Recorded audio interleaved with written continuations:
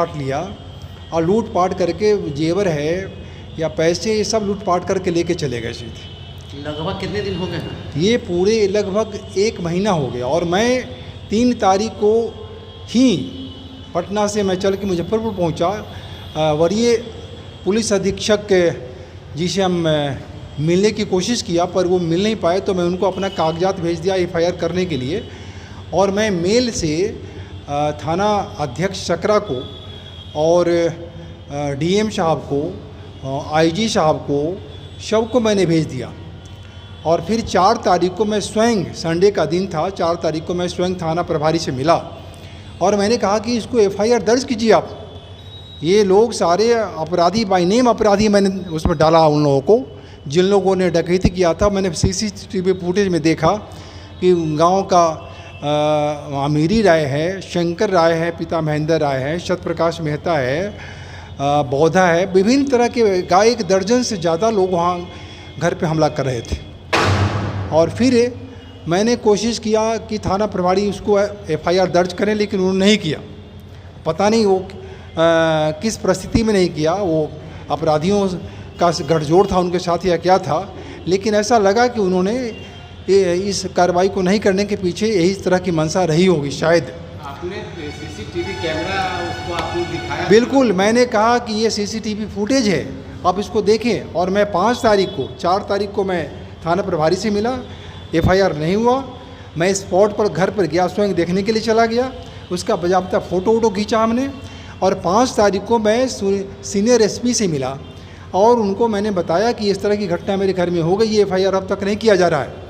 उन्होंने कहा कि मैं कार्रवाई करूंगा। और फिर मैं IG से मिला, क्षेत्रीय तिरहुत परिक्षेत्र के जो IG हैं लांडे साहब हैं, मैं उनसे मिला। उन्होंने भी कहा कि मैं तुरंत कार्रवाई करूंगा। और 6 तारीख को मैं माननीय उप मुख्यमंत्री सम्राट चौधरी जी को भी कहा ये घटनाएं बिहार में घट गई, अपराधी और पुलिस का गठजोड़ का मैं बर्बाद हो गया। और मैं फिर 9 तारीख को DM मुजफ्फरपुर से मैंने बात किया। DM साहब ने तुरंत आदेश किया वहाँ के DSP को और SDO साहब को, SDO ईस्ट को, कि तुरंत कार्रवाई करें। फिर भी कार्रवाई नहीं हुई। तो ऐसी परिस्थिति में मैं फिर 17 तारीख को, 17 अगस्त को मैं मिला सीनियर SP से और उनको CCTV फुटेज हैंडओवर कर दिया कि आप इसको जांच कराइए और इसको देखिए कि अपराधी है या नहीं, अपराध हुआ या नहीं। और उसके बाद भी अब तक FIR नहीं हुआ है। तो मैं परेशान हूँ और मैं मेरी हालत बहुत ख़राब है।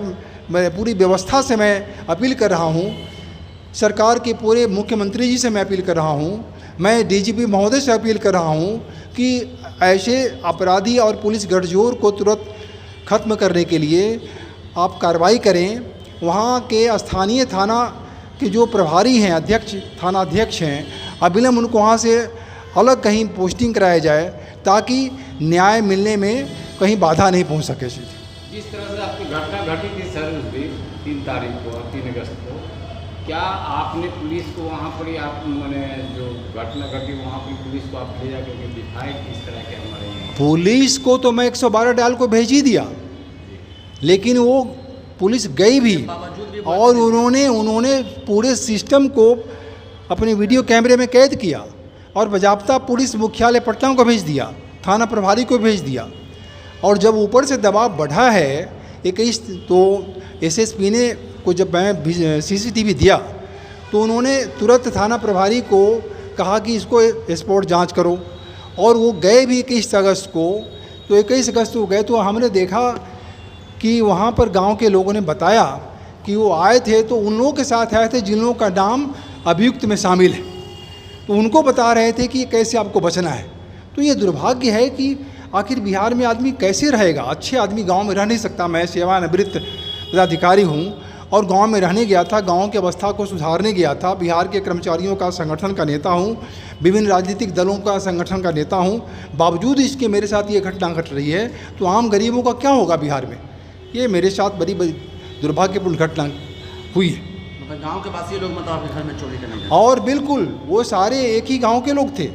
और जहाँ तक मुझे मालूम है कि ये सारे लोग शाम में बैठते हैं और नशे का शिकार होते हैं, नशे का शिकार करते हैं, नशा का उपयोग करते हैं विभिन्न तरह का नशा का प्रयोग करते हैं और योजना बनाते हैं। और ये घटनाएं घटी मेरे यहाँ, वह उसके 2 दिन पहले एक जगह बैठ के योजना बनाई गई।